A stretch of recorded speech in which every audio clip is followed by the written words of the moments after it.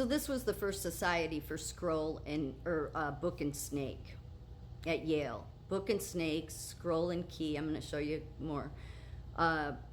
Skull and bones. There's a couple others, but I wouldn't have time to do all of them.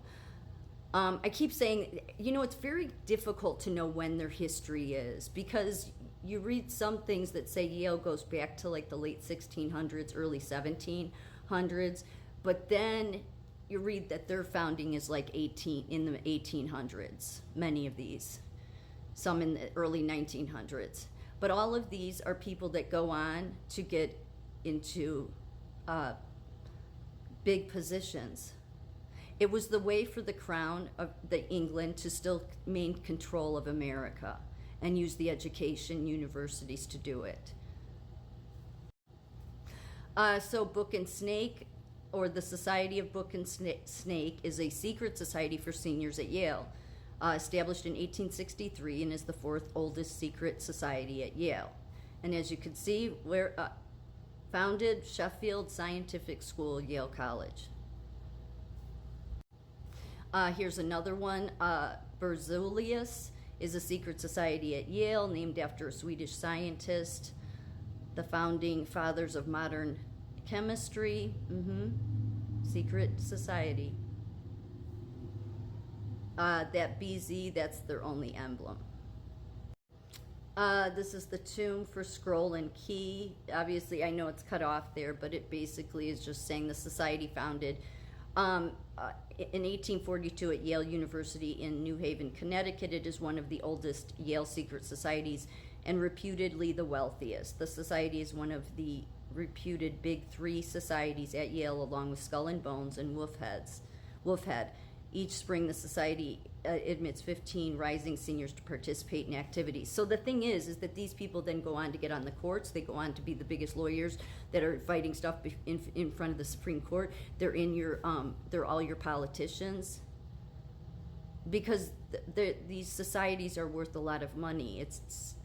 I would say they pay a price for it, but they get those big gigs for a reason. It totally goes against everything our Constitution was supposed to be about. But if you wanted to get the crown in here trying to keep taxes, trying to bleed the people dry with taxes and bullshit and more regulatory agents of science and education and all this shit that never would our founders even recognize, they would say this isn't America. And yet those higher educated people, those fools, they would say, well, that's the reason they always want to say, well, we need to change the Constitution. No, then you don't want freedom. And in my opinion, there's many countries you can go live and not have freedom. But you don't have a right to change this one. And you've already changed it enough. How we change it back, who knows? This was another one, Myth and Sword. Yeah, Secret Society, Yale. Yeah, it's all, and see, they originated as these, Phi, Gamma, Delta, all the mutant viruses were, all the mutations of COVID, Delta, Alpha. It's all these the Greek alphabet. It's like everywhere around us. Of course, many people wouldn't see that. They would still, even with all of these things shown to them, would still say, that doesn't mean anything. It's just a fraternity. No, it's not. It's not just a fraternity. And as you can see here, Myth and Sword, also known as the Order of the Myth and Sword, is a co-ed secret society for seniors, students at Yale. So here's, it was originally established in 1875 as Phi Gamma Delta. So here's just a few. You can go and look all this stuff up. I think this is from Book and Snake. These were some of I could be wrong, but it's one of these. I think it's Book and Snake. Here's some of the notable alumni. Let's see. The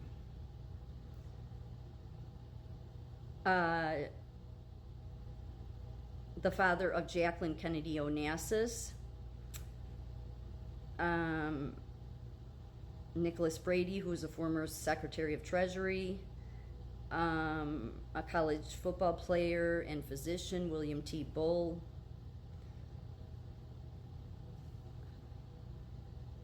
A banker, William Henry Crocker.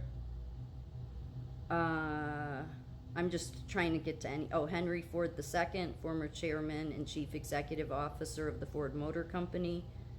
Henry Louis Skip Gates Jr. I don't know if that's any relation to, Bill Gates. He was a literary critic, historian, and a Harvard professor.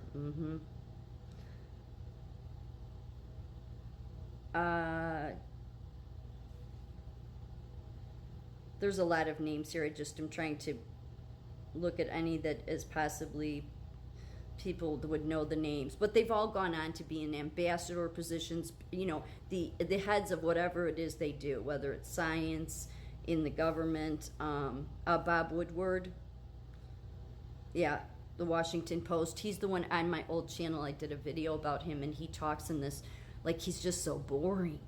Like, he's so, like, it's like he talks in this monotone voice, like, I'm Bob Woodward, and then I did this, and it's just annoying as hell. Yeah, you can look up, he follows the presidents around, I think he does it with all of them, and then he does a book about them, and he did it with Trump, but he audio tapes everything, so it's just funny to listen to some of the tapes of Trump talking, because I can't imagine Trump could stand that guy, just because he's so, like just snobby, and the way he talks, it's just so phony. But anyway, so yeah, he's with the Washington Post.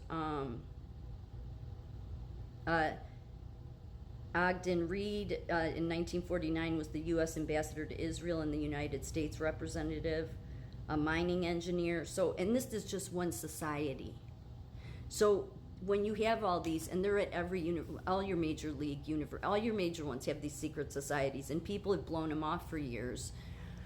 I mean, it really kind of came to the forefront with George Bush and John Kerry, because they were both asked about it, and they said it's so secret I can't talk about it. Okay, so those people shouldn't be in government. But, they have that much power. I mean, all the Bushmen were in Skull and Bones. But these are twisted and dark and secret, and it's basically just a high elite syndicate that pulls people in, and then it basically, sign on the dotted line, and you'll have all the wealth and a luxury and the highest gigs in this great Americana. But it's totally against our founding. So for all those lawyers out there, all these higher educated people that I see that do these TikToks that think that Trump's such a horrible person, it's like, look, you want all this regulation. You want the very things that our country wasn't supposed to be about. You don't want freedom. You would say, no, we are to trust the government. There's not one of our founders that said to trust the government. No, they said not to trust the government. In fact, Ben Franklin, I showed this earlier in a video.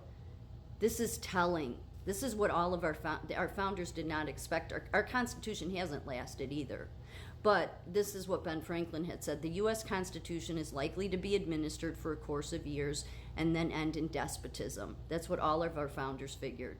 When the people shall become so corrupted as to need despotic government, being incapable of any other, meaning the people are too stupid to have anything other than regulators over them. Think about it, all the higher educated, what are we going to do without all the regulators? They can't even think independently. They think that the government was designed to do all of this. No, it never was, never. That's exactly the very thing our founders were fleeing.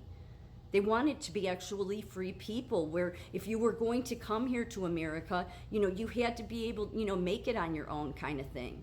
Not all this government handout shit. I mean, that was part of it doesn't mean we shouldn't have any of it, but we have way too much regulation. And the people that seem to want to be enslaved are the people that go and get higher educated. It's really sick and twisted, because there's a reason why our founders were like, yeah, there's no way the Constitution's going to make it. Because one, the American people won't stand up. Why? Because they'll sell out for their paycheck rather than stand up and speak truth, okay? They'll go along with what they shouldn't. And then that's how they end up in a place where, yes, you are now incapable of being a free person. You literally, so everybody talking about this slavery stuff, no, blame yourselves, really. Really, everybody should blame themselves, because it's because most people, rather than stand up and fight for freedom and no regulation, would rather stay in their slavery, just like in the Bible.